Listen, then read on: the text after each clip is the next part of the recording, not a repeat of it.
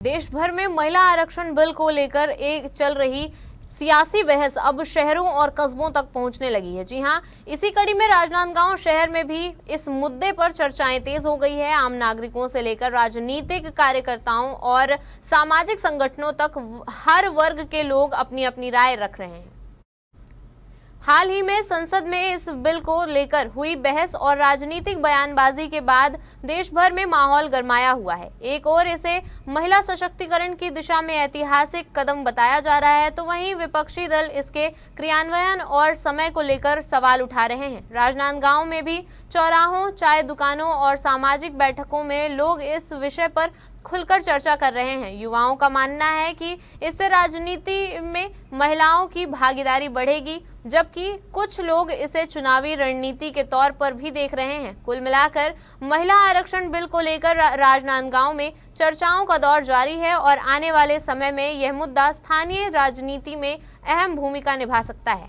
देश भर में चल रहे महिला आरक्षण बिल को लेकर के सियासी बहस अब तेज होते नजर में आ रही है। वहीं अब ये सियासी बहस जो है वो शहरों तक भी पहुंचने लगी है, जिसकी चर्चाएं अब राजनांदगांव शहर में भी लगातार बढ़ते जा रही है। अभी हमारे साथ में राजनांदगांव के महापौर प्रथम नागरिक मधुसूदन यादव जी मौजूद है। यादव जी, किस प्रकार से महिला आरक्षण को देखते हैं और क्या इसमें महिलाओं के लिए खास होने वाला है? देश की आधी आबादी के लिए ये बहुत ही प्रासंगिक और लंबित मांग है कि महिला आरक्षण 33% लोकसभा और विधानसभा में भी होना चाहिए। हम सब लोग जानते हैं कि 74वें संशोधन के आधार पर कांग्रेस के ही प्राइम मिनिस्टर श्री राजीव गांधी जी ने इस देश में स्थानीय निकाय में 33% आरक्षण लागू किए थे।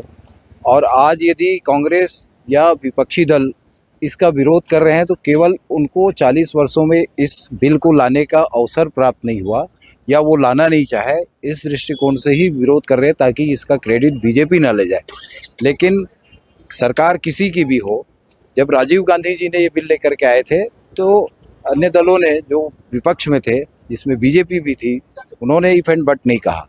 लेकिन आज कांग्रेस की नीयत खराब है, वो इफ एंड बट कर रहे हैं। उनके सहयोगी दल जो है वो भी इफ एंड बट कर रहे हैं। सीधे सीधे साफ बता दे किसी बिंदु को आधार बना करके 33% आरक्षण को क्यों रोका जा रहा है, इस बात का जवाब कांग्रेस के पास नहीं है। वो केवल बिंदुओं के आधार पर चर्चा करना चाहते हैं। हम सब जानते हैं कि 28 में परिसीमन होना है।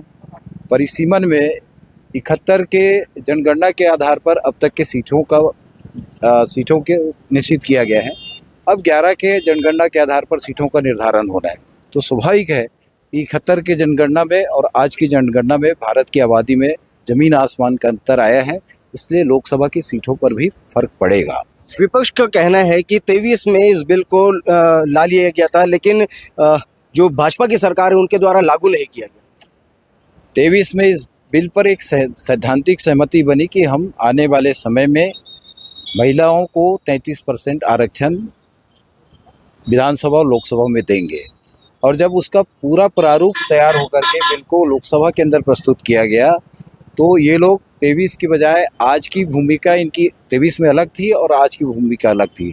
आज उन्होंने इसमें कारण लगाते हुए अपने ढंग से महिला आरक्षण को अस्वीकृत कर दिया। विपक्ष का ये भी आरोप है कि जो बिल अभी वर्तमान में लाया गया है ये एक केवल चुनावी मुद्दा बताया उन्होंने। भाई 23 में कोई चुनाव था क्या? आज कोई आम चुनाव है क्या? ये बात ठीक है, कुछ कुछ प्रदेशों में चुनाव हो रहे हैं, लेकिन आज कोई आम चुनाव नहीं है। और 23 में भी कोई आम चुनाव नहीं था, 24 में आम चुनाव था। और अभी आम चुनाव पूरे देश के अंदर 28 के बाद यानी लगभग 29 के प्रथम 3 वर्षों के अंदर होंगे। इसके बाद यदि इसे चुनावी मुद्दा कहा जाता है तो ये गलत है। महिला आरक्षण बिल को लेकर के सियासत अब तेज हो चुकी है। राजनांदगांव के गलियारों में भी इसकी चर्चाएं शुरू हो चुकी है। इस विषय को लेकर के विपक्षियों के क्या कुछ कहने रहते हैं, सारी चीजें आप अन्य तस्वीरों पर देखिए। महिला आरक्षण को जिस प्रकार से विपक्ष और कांग्रेस ने जानबूझकर षड्यंत्र पूर्वक रोका, इससे पूरे देश की महिलाओं का राजनीतिक करियर आहत हुआ है। और कहीं न कहीं पूरे देश में जो महिलाओं को समान दर्जा देने के लिए या उनको 33% आरक्षण देने के लिए जो भारतीय जनता पार्टी ने एक बहुत अच्छी पहल की थी कि एक दायरा बढ़ाकर, सीटें बढ़ाकर परिसीमन के माध्यम से उनको उनका अधिकार दिया जा रहा था, जिस पर कांग्रेस ने शुरू से राजनीति की।